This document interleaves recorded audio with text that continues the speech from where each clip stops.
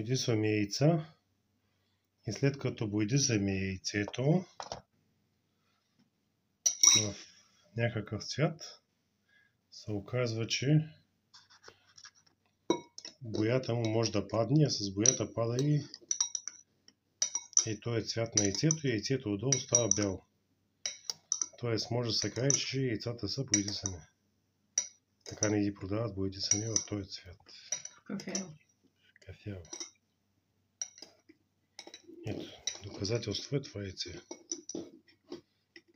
който беше същия цвят такъв и се изчисти и стана такъв. Не знаеш, че черупката може да се мие и да й падне от цвета.